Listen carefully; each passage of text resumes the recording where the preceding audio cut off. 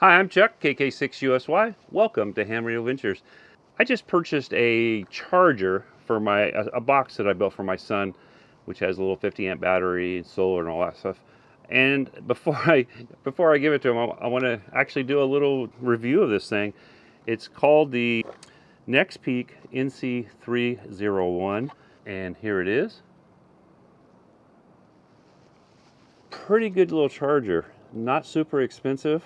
I mean, I have a Victron one that I bought that cost quite a bit more. I think it's quality-wise, it's probably a little better, but for the price of this, it's pretty good. The only thing I will say, as you can see the fan right here, the fan's a little noisy. Not a big deal. If you have a place that you charge your batteries that are not where you're watching TV or movies or whatever like that, it's not too bad.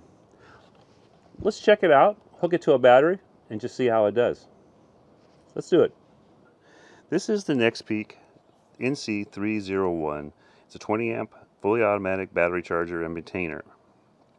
Now it will charge lithium, AGM, LiFePO 4, and it has a repair mode also.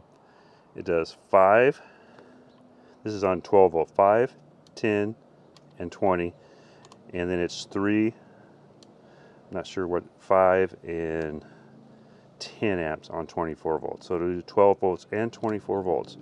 Now it has a nice, on the side here, we have a XT60, which I like.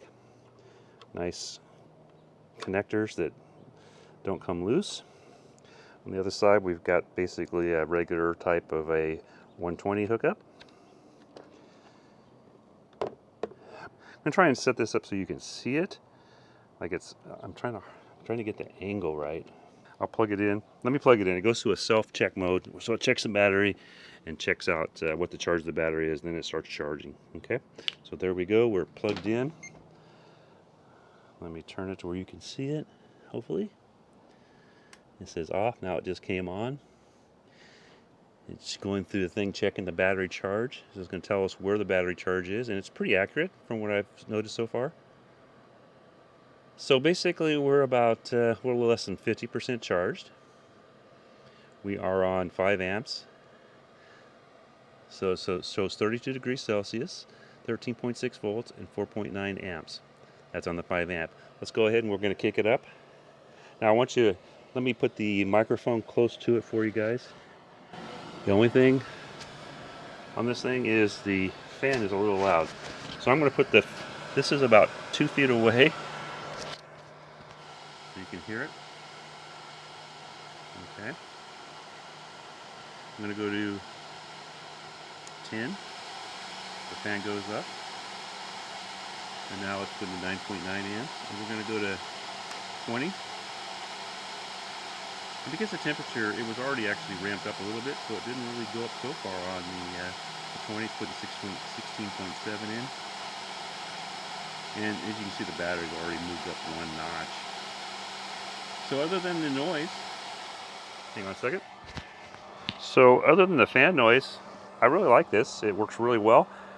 The nice thing about the fan is this thing does not get hot, and not even really warm. So if you have a place that you can charge where it's out of the way, that's what I would do. So that is how it works.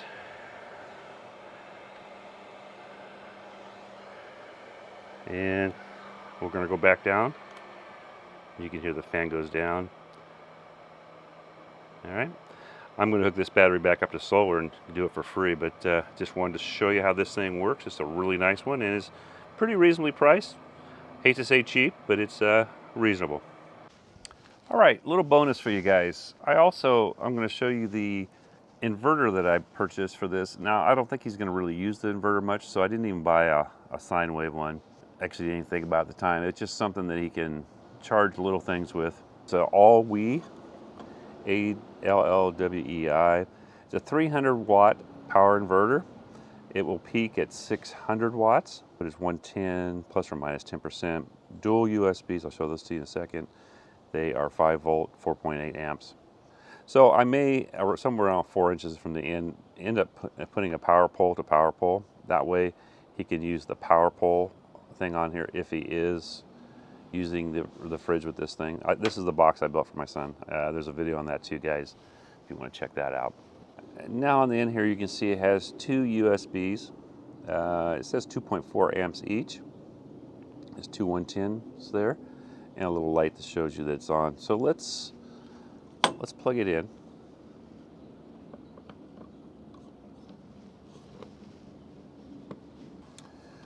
Okay, let me turn the button on here. And you can see the little red light went on, then it turned it's just kind of a green light. It's hard to really see for you guys, I'm sure.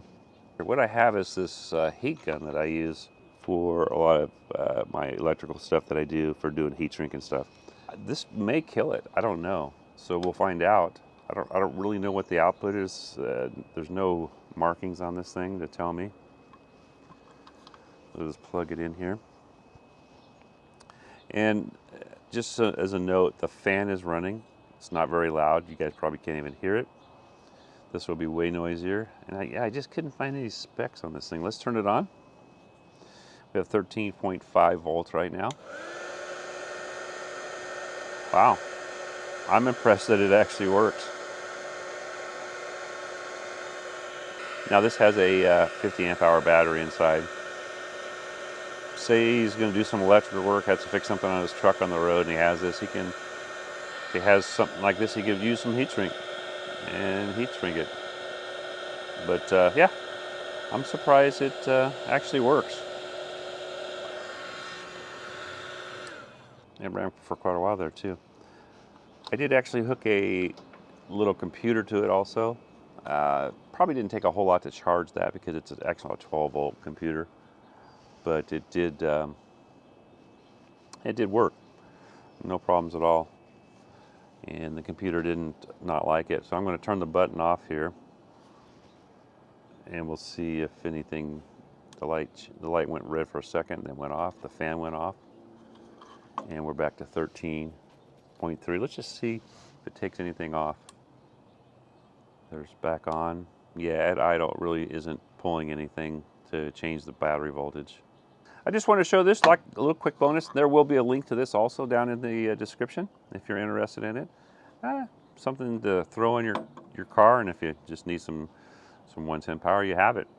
It'll actually work pretty good in a car if you're running the engine. That way you're charging also. Same with this if I had it hooked to solar, which is where it's going right now. I'm going to finish charging that thing up.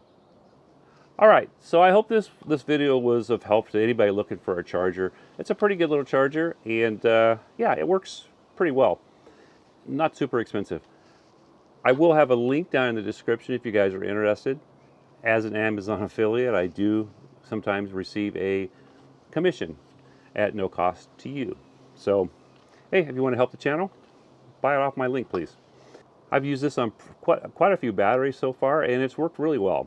I actually used it at Yellowstone when I was camping, when my generator was on, to top off the battery that I used for my radio. And I didn't run it long enough to charge it all the way up, but it did top it off. Not quite to the top, but pretty close. So thank you for spending your time with me today. I know your time is valuable, and I really appreciate you spending it with me and watching the video, and hopefully you made it to the end here. I'm Chuck, KK6USY. This is Ham Radio Adventures. Thank you for being here. 73 all, and hope to catch you guys on the airwaves.